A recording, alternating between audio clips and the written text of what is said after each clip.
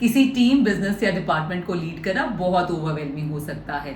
कभी कभी हम प्रेशर में आकर कुछ ऐसी बातें अपनी टीम से कह देते हैं जो हमें नहीं करनी चाहिए, जो कि टीम बिल्डिंग, ट्रस्ट और उनके कॉन्फिडेंस को ब्रेक भी कर सकती हैं। नमस्कार, मैं सविता कलवानिया फिर से मेरे चैनल पर आने के लिए आपका स्वागत करती हूँ। आपको लीडरशिप में क्या करना चाहिए ये तो बहुत सारे लोग बताएंगे, लेकिन आज मैं आपके साथ शेयर करूंगी 10 ऐसे फ्रेजेस जो हमें अपने टीम मेंबर्स को कभी नहीं कहने चाहिए।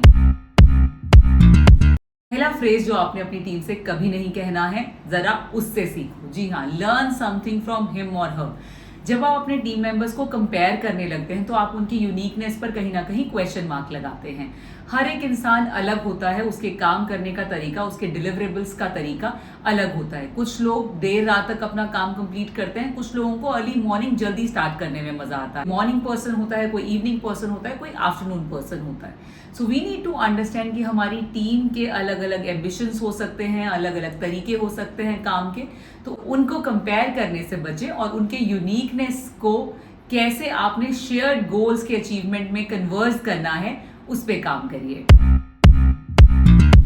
दूसरी बात जो आपने अपनी टीम से नहीं कहनी है वो है फिगर इट आउट।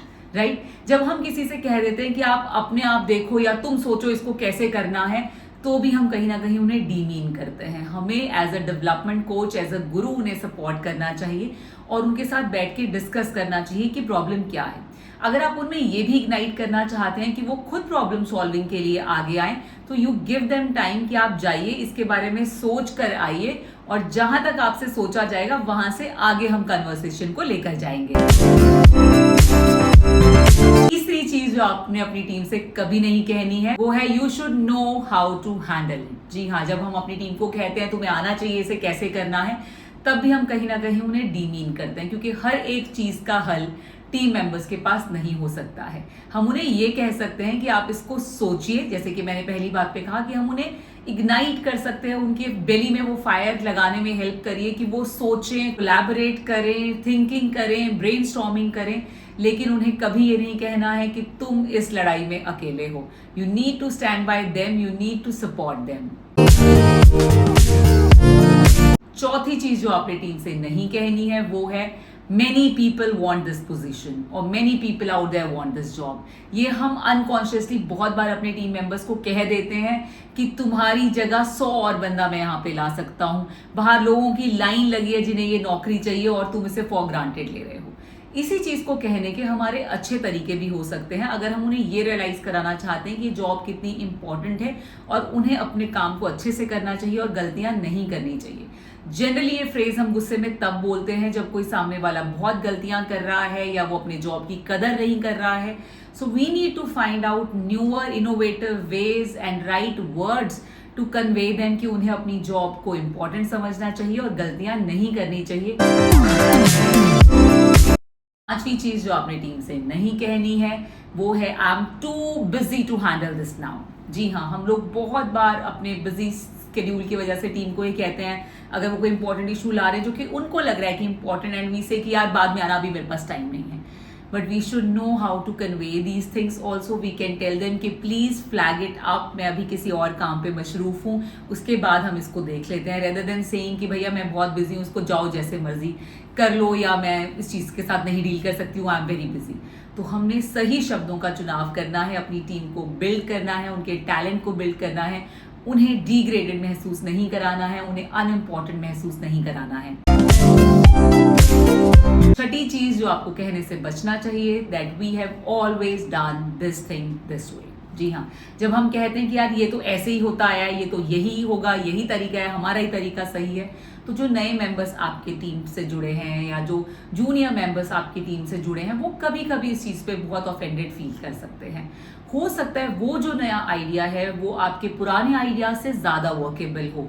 जैसे हमें अगर चैट जीपीटी यूज नहीं करना आता है, नए बच्चों को वो चीज यूज करनी आती है, वो उसे 1 मिनट में प्रेजेंटेशंस भी बना लेते हैं, बहुत सारी चीजें कर पाते हैं, और हम कहें कि नहीं यार मैं तो खुद पावर पॉइंट पे बैठ के मैं उसको ऐसे ही ओल्ड तरीके से मैं अपने आप ही करूंगा, तो it may not be the ideal thing. या अगर वो आउटलुक पर या किसी टूल को वो जानते हैं हमसे ज्यादा अच्छा, या उन्हें लगता है कि यार ये मार्केट में एक नई चीज आ गई है जो मेरे ऑर्गेनाइजेशन में अभी किसी को पता ही नहीं है और मैं इंट्रोड्यूस करना चाहता हूँ, तो उनके आइडियाज को बिल्कुल डिस्कार्ड कर देना कि नहीं हम तो ऐसे ही काम करते आए हैं is not the right thing. तो दोबारा कभी अपनी टीम को ये मत कहिएगा कि हम तो इसको ऐसे ही करते हैं। उनके जो भी नए आइडियाज हैं उसको हमेशा वेलकम करिए। बहुत बार जब हमारे सबॉर्डिनेट्स कोई प्रॉब्लम हमारे पास लेके आते हैं तो हम ये भी कह देते हैं that's not my problem, that is not the right phrase. जी हाँ, आपको कभी अपने टीम मेंबर्स को ये नहीं कहना है कि मुझे नहीं पता, ये मेरा प्रॉब्लम नहीं है, ये तुम देखो। हर प्रॉब्लम हमारा प्रॉब्लम है। जी हाँ, हमारे टीम मेंबर्स जो चीज़ को डील नहीं कर पाते हैं वही वो चीज़ हमारे पास लेकर आते हैं। तो कभी ये मत कहिए कि मेरा प्रॉब्लम नहीं है। वो फ्रस्ट्रेटेड फील कर सकते हैं या उन्हें लगेगा कि यार अगर मेरे लीडर ने सॉल्यूशन देना ही नहीं है तो ठीक है, मैं आज के बाद उसके पास नहीं जाऊंगा, और फिर आपके पास इश्यूज और आपके डिपार्टमेंट या बिजनेस में क्या चल रहा है वो आना बंद हो जाएगा। राइट एटीट्यूड बिल्ड करना है, राइट एम्पावरमेंट और ट्रेनिंग देनी है, ताकि अगर वो छोटे छोटे प्रॉब्लम आपको लग रहा है आपके पास लेके आए, उनको एक बार में इतने अच्छे से ट्रेन कर दीजिए कि वो उन चीज़ों के लिए आपको बॉदर ना करें जो चीज़ें वो खुद से हैंडल कर सकते हैं।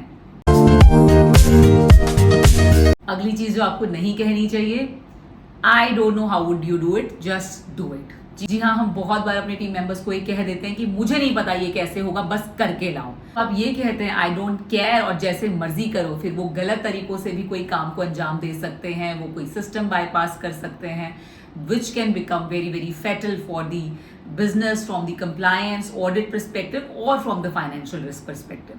So be very sure before you say anything like this to them.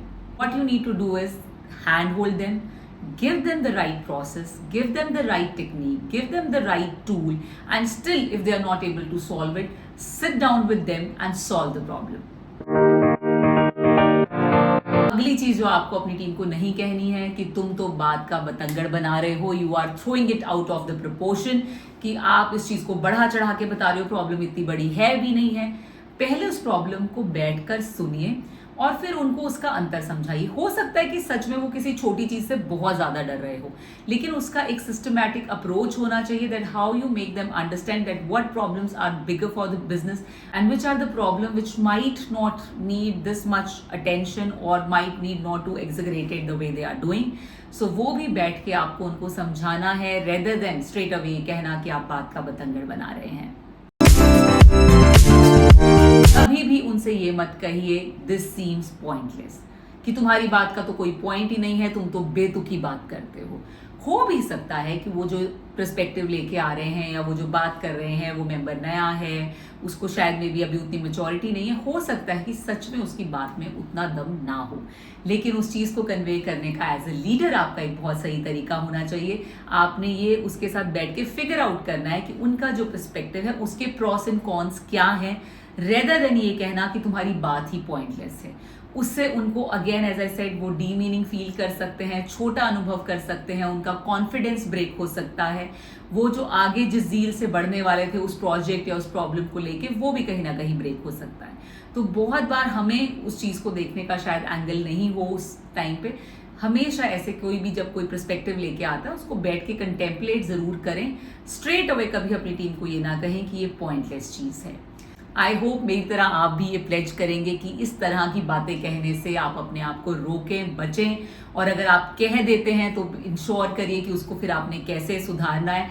जैसे मेरे साथ भी बहुत बार होता है कि कभी मैं गुस्से में उनको कह देती हूँ कि मतलब जैसे मर्जी इसको कर लाओ या आपकी बात में कोई पॉइंट नहीं है, पर हमें हमेशा उस चीज़ पर दोबारा बैठना चाहिए, एज अ लीडर सोचना चाहिए, और जहां हमें अपनी गलती रियलाइज हो हमें अपनी टीम से सॉरी भी कहना चाहिए और वापस जाकर उन चीज़ों को गैम्बा पर, शॉप फ्लोर पर या जहां पे भी वो काम हो रहा है वहां जाकर उनके साथ उस प्रॉब्लम को सॉल्व करना चाहिए। मुझे इस रिफ्लेक्शन ने बहुत ज़्यादा मदद की है अपनी रिलेशनशिप बिल्डिंग में, टीम बिल्डिंग में और प्रॉब्लम्स को सॉर्ट आउट करने में। तो आप भी इन 10 चीज़ों पर रिफ्लेक्ट करिए और कोशिश करिए कि आप ये फ्रेजेस कभी यूज ना करें।